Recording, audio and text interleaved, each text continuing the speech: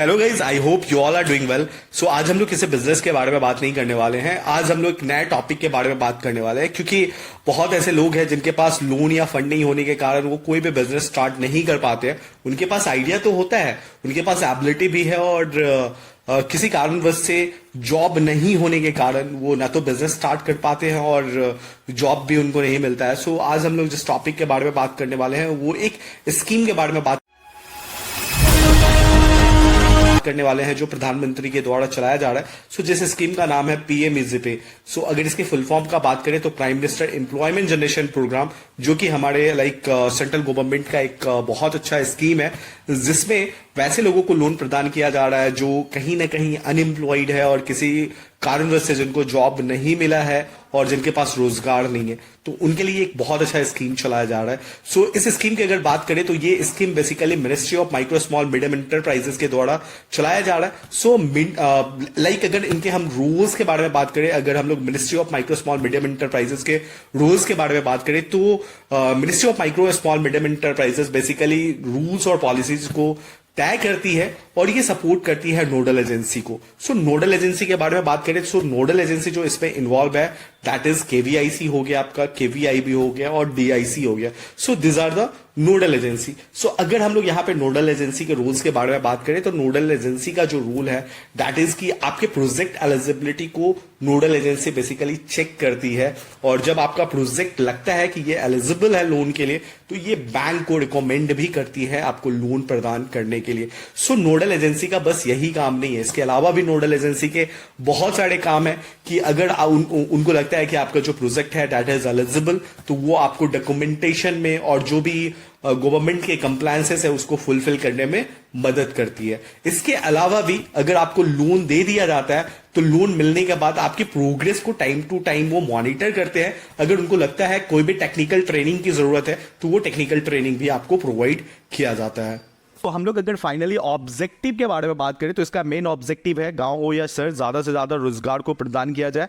Next अगर eligibility के बारे में बात किया जाए तो मिनिमम एज जो होना चाहिए वो 18 ईयर्स होना चाहिए इस लोन या इस स्कीम का फायदा उठाने के लिए, और आपका जो एजुकेशनल क्वालिफिकेशन वो होना चाहिए वो कम से कम 8वीं पास होना चाहिए। और सबसे मोस्ट इंपॉर्टेंट थिंग है वो सिर्फ ये न्यू प्रोजेक्ट के लिए ही एप्लीकेबल है। ऐसा नहीं कि आप पहले से 2-3 साल या 4-5 साल से आप कोई बिजनेस कर रहे हो सो आप इस लोन के लिए एलिजिबल नहीं हो। सो नेक्स्ट अगर बात करें तो मैक्सिमम जो लोन है वो 50 लाख तक आपको दिया जाएगा मैन्युफैक्चरिंग सेक्टर के लिए। अगर हम लोग बात करें सर्विस सेक्टर के लिए तो सर्विस सेक्टर के लिए जो मैक्सिमम लोन है वो 20 लाख तक दिया जाएगा। फाइनली अगर हम लोग सब्सिडी के बारे में बात करें तो अगर आप जनरल कैटेगरी से हो और आप शहर से हो तो आपको जो सब्सिडी दिया जाएगा दैट इज 15% दिया जाएगा। अगर आप गांव से हो तो आपको 25% तक आपको सब्सिडी दिया जाएगा। सो अगर हम लोग स्पेशल कैटेगरी के बारे में बात करें, स्पेशल कैटेगरी यानी कि अगर महिला या SC ST या OBC से हो तो आपको जो इसमें सब्सिडी दिया जाएगा, अगर आप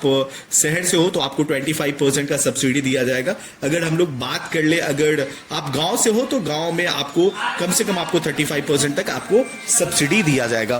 सो अगर हम लोग इसमें सेल्फ कंट्रीब्यूशन के बारे में बात करें तो स्पेशल कैटेगरी में आपको 5% का सेल्फ कंट्रीब्यूशन होना चाहिए टोटल प्रोजेक्ट कॉस्ट का, और 95% आपको लोन या इस स्कीम के द्वारा आपको प्रोवाइड किया जाएगा। सो अगर हम लोग जनरल कैटेगरी के बारे में बात करें तो जनरल कैटेगरी में जो सेल्फ कंट्रीब्यूशन होना चाहिए वो मैक्सिमम 10% होना चाहिए, और लोन के थ्रू जो आपको दिया जाएगा दैट इज 90% तक आपको दिया जाएगा। सो अगर हम लोग बात कर ले कोलेटरल सिक्योरिटी के बारे में तो अगर आप 10 लाख तक लोन अप्लाई करते हो, 10 लाख तक के लोन के लिए अप्लाई करते हो तो कोई भी कोलेटरल सिक्योरिटी आपसे नहीं लिया जाएगा। अगर हम लोग रेगुलर इंटरेस्ट रेट के बारे में बात करें तो 11 से 12% तक आपका रेगुलर इंटरेस्ट रेट हो सकता है। सो अगर आपको हम लोग यहाँ पे अगर हम लोग बात करें मोरेटोरियम यानी कि आपको जो टाइम पीरियड दिया जाएगा, जिस टाइम पीरियड के बाद आपको जो लोन है लोन के EMI को चुकाना है वो मिनिमम आपको 6 मंथ का दिया जाएगा। सो नेक्स्ट और लास्ट अगर हम लोग बात कर ले तो डॉक्यूमेंट